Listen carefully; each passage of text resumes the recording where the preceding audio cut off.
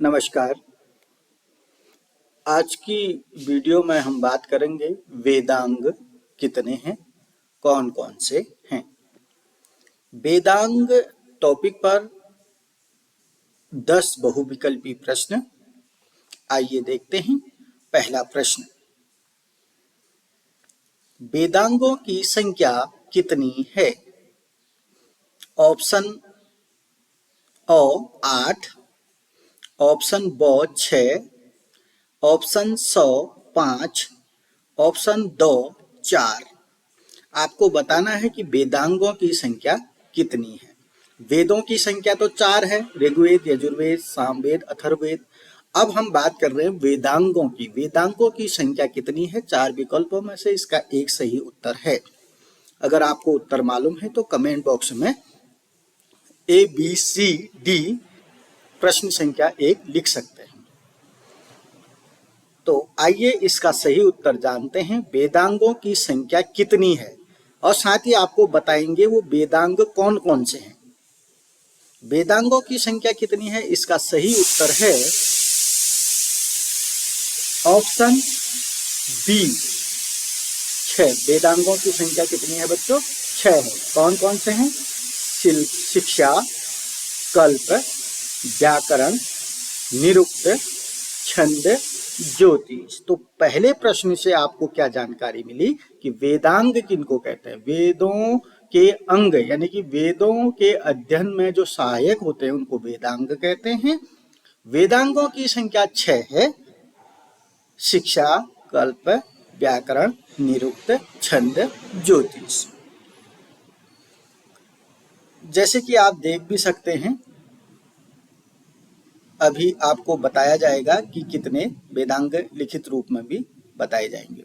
तो आपको 6 वेदांगों के नाम मालूम हो चुके हैं। दूसरा प्रश्न है, ज्योतिष वेदांग रूपी पुरुष का कौन सा अंग माना जाता है? आप 6 वेदांगों में से एक ज्योतिष है बच्चों। उस ज्योतिष को वेद पुरुष का कौन सा अंग माना जाता है? ऑप्शन ओ कान, ऑप्शन ब नाक, ऑप्शन स आंख, ऑप्शन द मुख। तो ज्योतिष वेदांग रूपी पुरुष का कौन सा अंग, ज्योतिष को पुरुष का कौन सा अंग माना गया है? तो इन 4 विकल्पों में से एक सही उत्तर है। इसका उत्तर मैं आपको थोड़ी देर में बताऊंगा, तब तक के लिए आप इसको लिख लीजिएगा, कमेंट बॉक्स में लिख ली, मैं भी और अपनी कॉपी में भी। तो ज्योतिष जो है उसको वेदांग रूपी पुरुष का कौन सा, या कान कहा गया होगा, या नाक कहा गया, या आंख, या मुख। आइए तब तक तीसरे प्रश्न की तरफ जाते हैं। ये प्रश्न देखिएगा, षड वेदांगों में कौन नहीं है?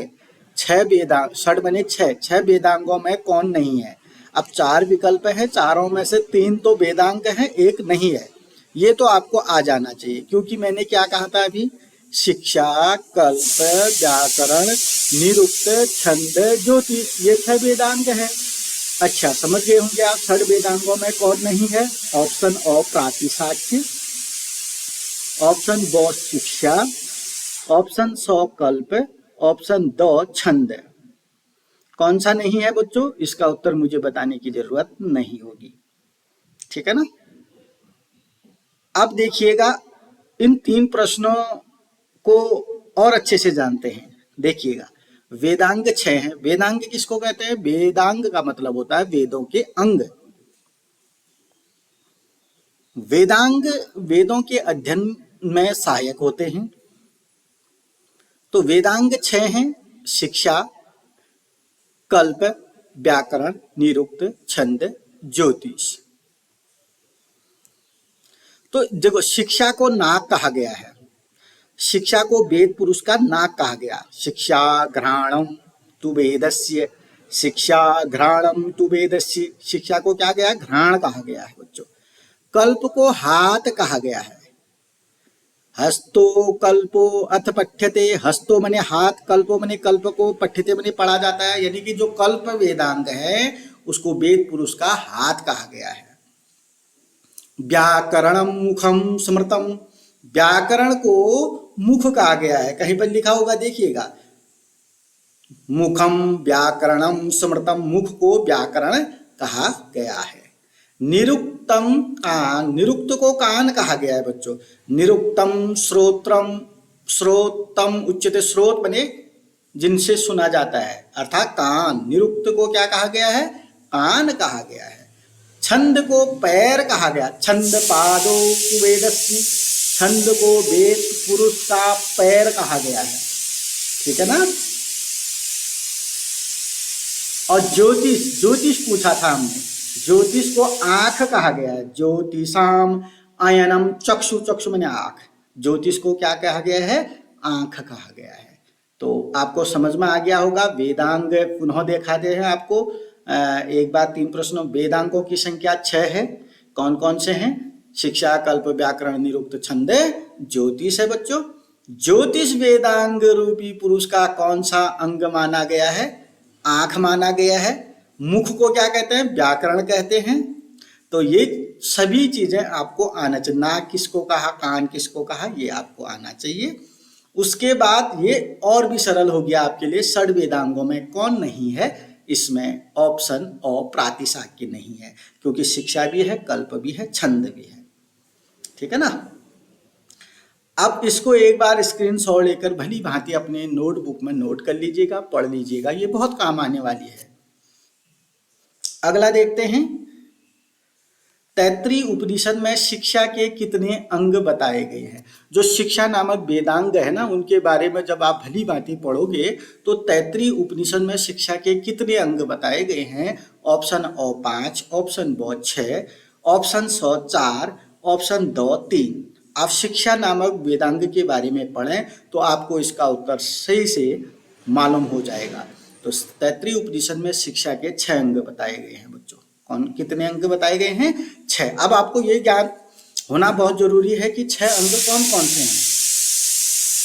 तो तैत्रीय उपनिषद के अनुसार शिक्षा के 6 अंग हैं, वर्ण, स्वर, मात्रा, बल, साम, संतान। अब ये वर्ण क्या है, स्वर क्या है, मात्रा क्या है, बल क्या है, साम क्या है, संतान क्या है, जब आप शिक्षा नामक वेदांग के बारे में भली भांति अध्ययन करेंगे तो आपको वर्ण के बारे में, स्वर के बारे में, मात्रा के बारे में, बल के बारे में, साम के बारे में, संतान के बारे में भी अध्ययन करना होगा। तैत्रीय उपनिषद में शिक्षा के कितने अंग बताए गए हैं, 6। कौन कौन से हैं, वर्ण, स्वर, मात्रा, बल, साम, संतान। अगला प्रश्न है बच्चों, व्याकरण शास्त्र के अनुसार स्वर कितने प्रकार के होते हैं। जब आपने व्याकरण पढ़ी होगी, हिंदी की व्याकरण या संस्कृत की व्याकरण, तो दोनों व्याकरण लगभग समान है। व्याकरण के अनुसार स्वर कितने प्रकार के होते हैं। ऑप्शन ए 3, ऑप्शन ब 6, ऑप्शन स 5, ऑप्शन द 2। ये तो आपको आना चाहिए, स्वर कितने प्रकार के होते हैं। तो इसका सही उत्तर है बच्चों ऑप्शन ए, ऑप्शन ए 3। व्याकरण शास्त्र के अनुसार स्वर कितने प्रकार के होते हैं, 3 होते हैं बच्चों। कौन कौन से होते हैं, ह्रस्व स्वर, दीर्घ स्वर, प्लुत स्वर। व्याकरण के अनुसार स्वर 3 प्रकार के होते हैं बच्चों, ह्रस्व स्वर, दीर्घ स्वर, प्लुत स्वर। ह्रस्व स्वर उनको कहते हैं जिसमें 1 मात्रा होती है, दीर्घ स्वर जिसमें 2 मात्रा होती है, प्लुत स्वर जिसमें 2 से ज्यादा मात्राएं होती हैं। ह्रस्व स्वर, दीर्घ स्वर, प्लुत स्वर, ये व्याकरण के शास्त्र के अनुसार 3 प्रकार के स्वर कहे गए हैं। और भी आपको बता देता हूँ, ये तो व्याकरण शास्त्र के अनुसार स्वर 3 है, ह्रस्व स्वर, दीर्घ स्वर, प्लुत स्वर। और वैदिक स्वर कितने, अगर वैदिक स्वरों की बात चलेगी तो आप कहेंगे उदात्त स्वर, अनुदात्त स्वर, स्वरित स्वर। दोनों प्रकार से आपको ज्ञात हो चुका हो, क्योंकि आप वैदिक स्टडी का अध्ययन कर रहे हैं। वैदिक स्टडी का मतलब है आप वेदांगों का अध्ययन कर रहे हैं। वेदांगों का मतलब है आप शिक्षा नामक वेदांग का अध्ययन कर रहे हैं। शिक्षा नामक वेदांग में स्वर का ज्ञान होना बहुत जरूरी है। स्वर व्याकरण के हिसाब से 3 होते हैं। और वैदिक स्वर कौन कौन से होते हैं, कितने होते हैं, वैदिक स्वर 3 होते हैं।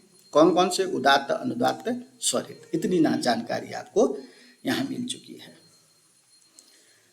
अब देखिएगा, उच्चारण में लगने वाले प्रयत्न को क्या कहते हैं। उच्चारण में लगने वाले प्रयत्न को क्या कहते हैं? ऑप्शन ए मात्रा, ऑप्शन बी बल, ऑप्शन सी साम, ऑप्शन डी संतान।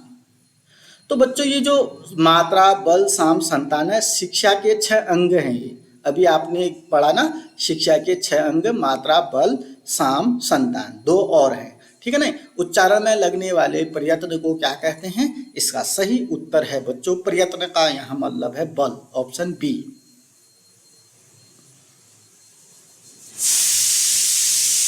अगला प्रश्न है, नारद शिक्षा किस वेद से संबंधित है? Option A Rigveda, option B Yajurveda, option C Samaveda, option D Atharvaveda. Narada Shiksha, जब आपने शिक्षा नामक वेदांग का अध्ययन करा तो उस समय आपको नारद शिक्षा किस वेद से है ये ज्ञात हो जाना चाहिए। तो इसका सही उत्तर है बच्चों ऑप्शन सी सामवेद। थोड़ा सा इसके विषय में आपको और जानकारी दे दूं तो अभी मैंने यहाँ 3 प्रकार के शिक्षा लिखी है, इसमें नारद शिक्षा भी है। नारद शिक्षा सामवेद से संबंधित है बच्चों। तो याज्ञवल्क्य की शिक्षा है वह शुक्ल यजुर्वेद से संबंधित है। मांडू की शिक्षा अथर्ववेद से संबंधित है। इतनी जानकारी आपको मिल चुकी होगी, ठीक है नहीं। जब आप प्रश्न संख्या 7 का भली भांति अध्ययन कर रहे हैं तो इन तीनों का भी आप याज्ञवल्क्य की शिक्षा, नारद शिक्षा, मांडू की शिक्षा, इसको भी जरूर देखिएगा ताकि ये प्रश्न को समझने में, इस प्रश्न के उत्तर देने में आपको सरलता हो। नारद शिक्षा किस वेद से संबंधित है? सामवेद से संबंधित है। याज्ञवल्क्य की शिक्षा किस वेद से संबंधित है? शुक्ल यजुर्वेद से संबंधित है। मांडू की शिक्षा किस वेद से संबंधित है? अथर्ववेद से संबंधित है। अब आते हैं कल्प सूत्र कितने हैं। आपने ये जो वीडियो बन रही है वेदांगों से संबंधित है। वेदांगों में है एक कल्प वेदांग है, शिक्षा कल्प है, व्याकरण, निरुक्त, छंद, ज्योतिष कल्प है, ठीक है। अब कल्प सूत्र कितने हैं ये सवाल आ जाता है। Option A 2, option B 3, option C 4, option D 5। अगर आपने कल्प नामक वेदांग का भली भांति अध्ययन किया है तो आपको इसका उत्तर ज्ञात होना चाहिए। अगर आपको इसका उत्तर ज्ञात नहीं है तो अभी आपको बताया जाएगा, उनके नाम भी आपको बताए जाएंगे।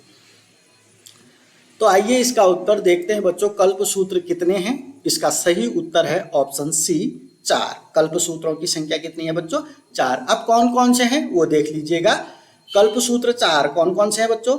स्रोत सूत्र, ग्रह्य सूत्र, धर्म सूत्र, शुल्ब सूत्र। जब आप कल्प नामक वेदांग का अध्ययन करेंगे ना बच्चों तो उस समय आपको ये सूत्र मिल जाएंगे। कल्प सूत्र 4 हैं करके आपको मिल जाएंगे। उसी में लिखा होगा कल्प सूत्र 4 हैं, स्रोत सूत्र है, ग्रह्य सूत्र है, धर्म सूत्र है और शुल्ब सूत्र है। इन चारों के विषय में आपको जानकारी होनी चाहिए। अगला प्रश्न है निरुक्त के रचयिता कौन है? अब निरुक्त नामक वेदांग है, ठीक है, निरुक्त नामक वेदांग है, उसके रचयिता कौन है? ऑप्शन अ भारद्वाज, ऑप्शन ब यास्क, ऑप्शन स कश्यप, ऑप्शन द विश्वामित्र। तो निरुक्त नामक जो, इसके लिए तो आपने 6 वेदांग पढ़े। 6 वेदांगों में निरुक्त के अंतर्गत क्या क्या आता है वो आपको आना चाहिए। निरुक्त क्या है वो आना चाहिए। और यहाँ पर प्रश्न पूछा गया है निरुक्त के रचयिता कौन है? इसका सही आंसर है बच्चों ऑप्शन बी यास्क। निरुक्त यास्क की पुस्तक है। निरुक्त के रचयिता आचार्य यास्क हैं बच्चों। आज का अंतिम प्रश्न है गायत्री छंद में कितने वर्ण होते हैं? ऑप्शन अ 76, ऑप्शन ब 48, ऑप्शन स 30, ऑप्शन द 24। गायत्री छंद में कितने वर्ण होते हैं? इसका सही उत्तर है ऑप्शन डी 24 वर्ण। तो गायत्री एक वैदिक छंद है बच्चों। छंद नामक वेदांग का अध्ययन करने के लिए आपको गायत्री छंद में कितने वर्ण होते हैं ये तो नोट होना ही चाहिए। 24 वर्ण होते हैं। तो ये वीडियो में 10 बहुविकल्पी प्रश्न हैं बच्चों। ये वैदिक स्टडी का अध्ययन करने वाले छात्र छात्राओं के लिए भी बनाई गई है और इस टॉपिक में केवल वेदांगों को लिया गया है। वेदांगों की संख्या कितनी है, वेदांग किसे कहते हैं, 6 वेदांग कौन कौन से हैं, शिक्षा के कितने अंग हैं, गायत्री छंद में कितने वर्ण होते हैं आदि, निरुक्त के रचयिता कौन है, कल्पसूत्र कितने हैं, वेदांगों के बारे में यहाँ पर जानकारी बहुविकल्पी 10 प्रश्नों के माध्यम से दी जा रही है। अगर आपके लिए उपयोगी हो रही है तो वीडियो को लाइक करेंगे, चैनल को सब्सक्राइब करेंगे और अपने दोस्तों के साथ इसको शेयर जरूर करेंगे। हाँ, अगर आपके पास वैदिक स्टडी नहीं है, अगर आपका सब्जेक्ट संस्कृत नहीं है, तब भी आपको इन प्रश्नों की जानकारी यानी कि वेदांगों की जानकारी होनी अति आवश्यक है। अभी के लिए इतना ही। नमस्कार, धन्यवाद।